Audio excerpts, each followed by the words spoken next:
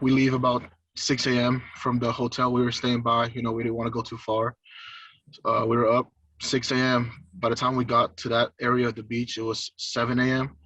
And his dad was leading us. We were like four cars of us. The Coast Guard had told us they were pulling their search because they had no more resources.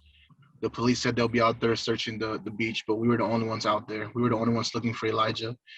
And they were all tired, but no one wants to go home. We're his family. We want to bring him home. So his dad was driving extremely fast, and then he just makes a halt, an extremely fast stop, and he runs into the water, and it looks like he's trying to drag something out the water, and everyone's going, "It's Elijah, it's Elijah, that's Elijah." And so I jump out the car, and I tell everyone stay in the car, because I don't want anyone to see Elijah if something's wrong with him. And so as my uncle's trying to pull him out, he brings him a little while. I bring Elijah the rest of the way, and then I try to look at his heartbeat. I try to look at his face, trying to make sure, there's any way to bring him back, and there wasn't.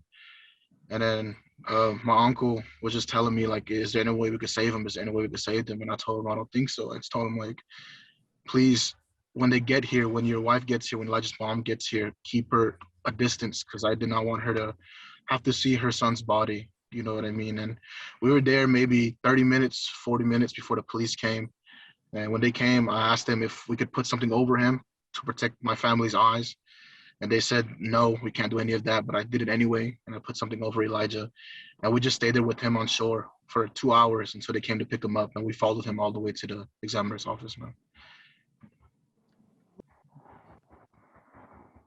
When you think about the fact that Elijah's dad had to pull his son out of the surf.